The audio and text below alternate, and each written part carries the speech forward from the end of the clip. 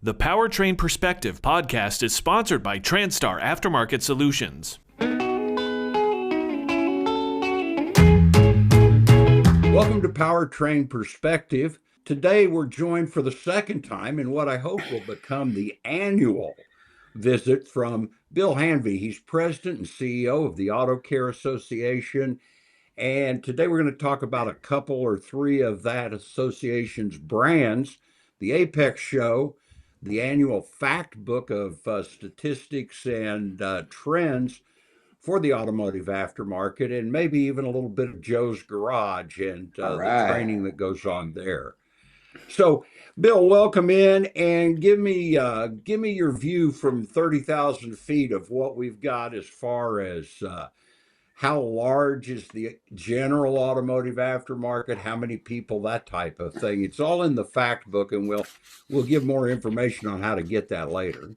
Sure. But Bobby, first of all, thanks so much for the opportunity to talk to you and your listeners. It's always a pleasure, and my favorite part of the job, really. So it's nice to be here. You know, the industry continues to chug along, and I think that this year, a lot of that swirl, indecisiveness, related to, especially to the tariff situation, that has tamped down somewhat.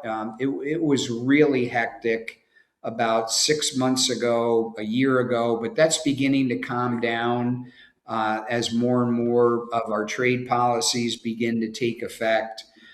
That was quite disruptive for everybody, but I think everybody really kind of has a handle on that. There's other things that are shaking the bushes right now too, Bobby. EPR has become a real big issue at the state level. And for those of you that are unfamiliar with EPR, it's called Extended Producer Responsibility.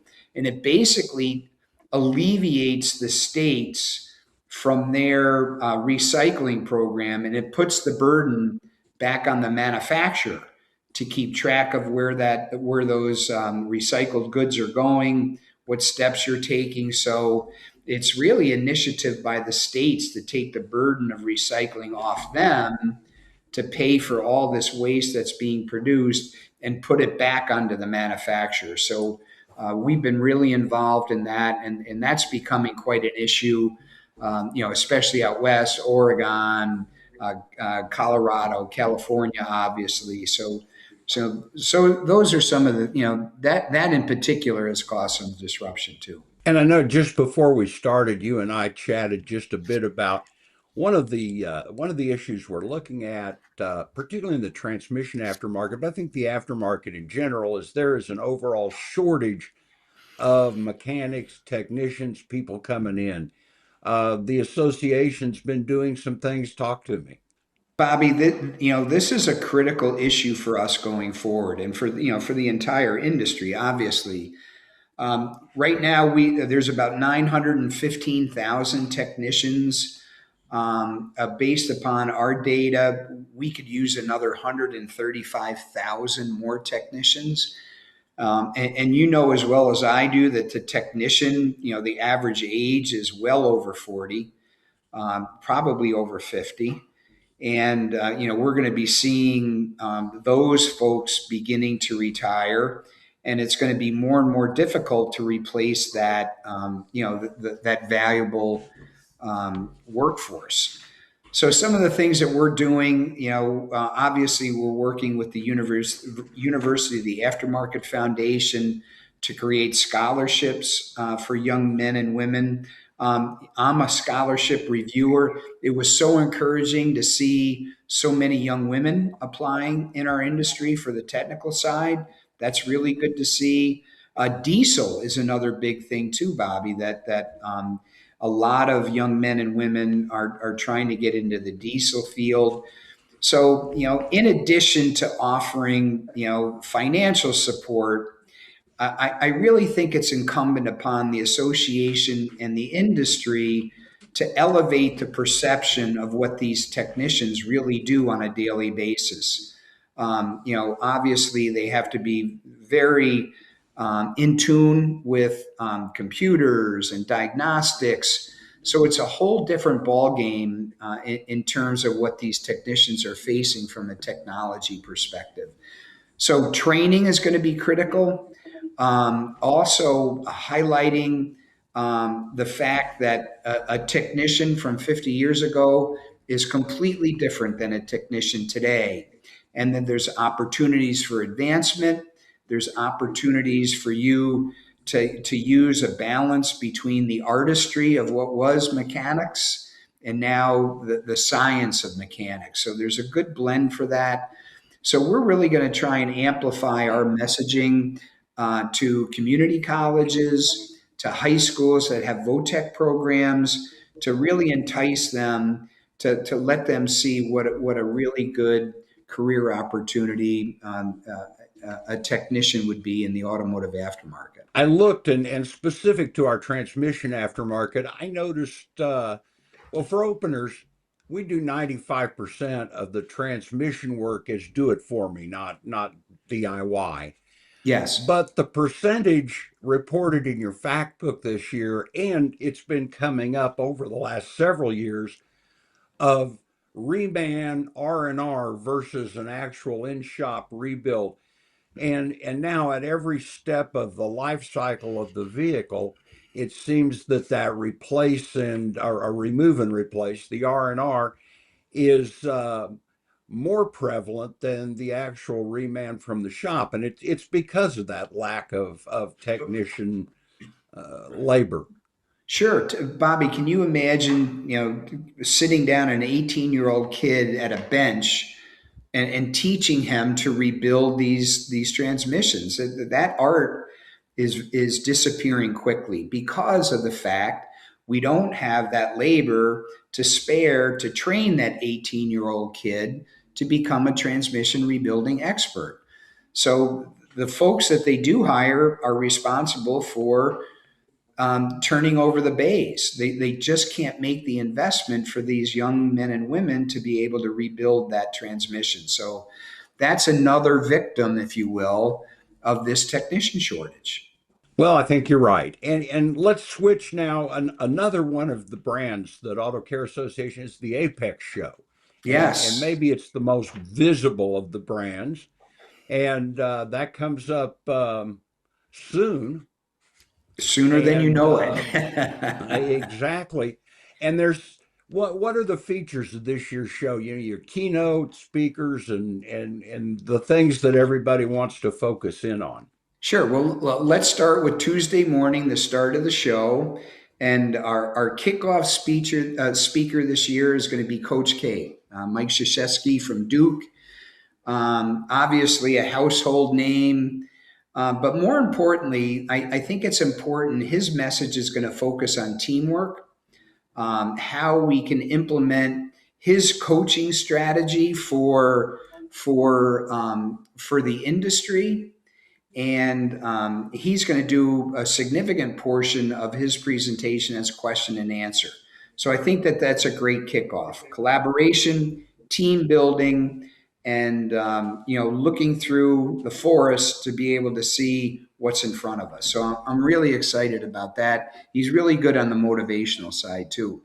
And Bobby, the show is going to look quite different this year, quite honestly. And just as our industry changes, so does the show, and so should the show.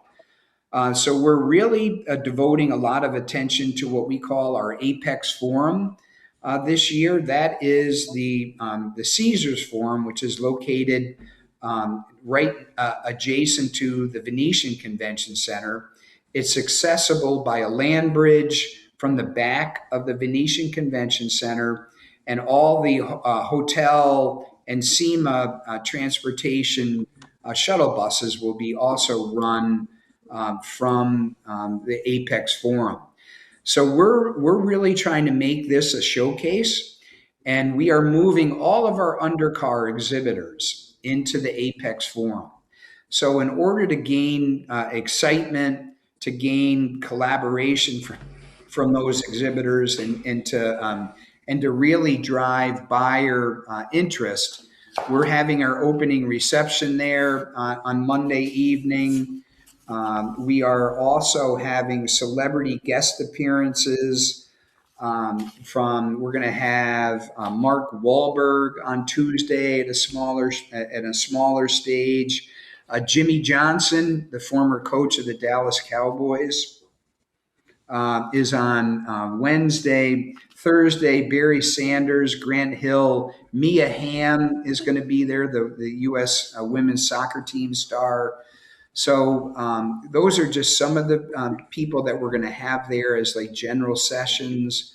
We're going to have some famous movie vehicles in the forum itself.